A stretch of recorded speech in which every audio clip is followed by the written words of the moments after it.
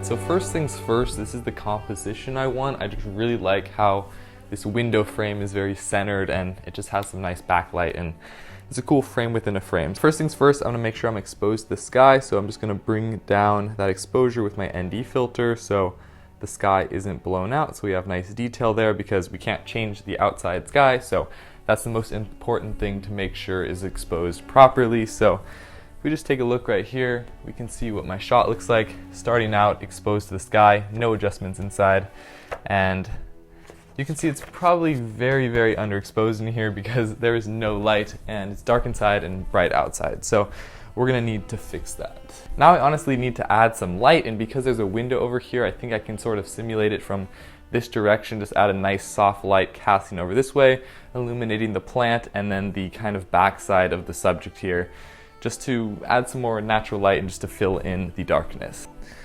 Alright, so let me speed on this real quick with this new soft light source up there, just to see how the shot is differing from before. So see if things look any better right here.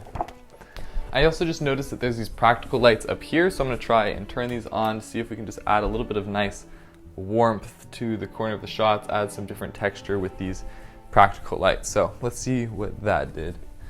So as much as I'm liking this shot in composition, it's just too dang bright outside and too dark inside, so we need a little bit more light here. I'm just going to bring this, toss on a light stand. I have this like reflector mount on it, so should brighten things up just a little bit. Okay, so now I'm going to quickly speed on this, see how it looks. I know there is some of the silk in the reflections in places, but just going to check a quick exposure just to see how things are looking and comparing to before. So hopefully this is looking a little bit better. So I think I'm actually going to have to bring this light source over to this other side, so I can see that's filling in actually quite a bit right here. And now this light is obviously problematic over here because our reflection is getting in the shot.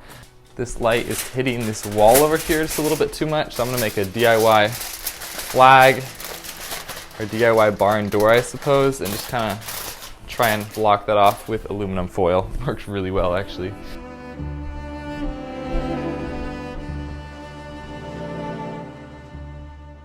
Alright, so here's what I came up with. Here we have my camera and monitor set up at about a 35mm, looking in this direction. Over here we have a fill light, which is also sort of a key that is just pointing down in this direction. I have this DIY flag right here, barn door, just to cut off the light from this wall over here.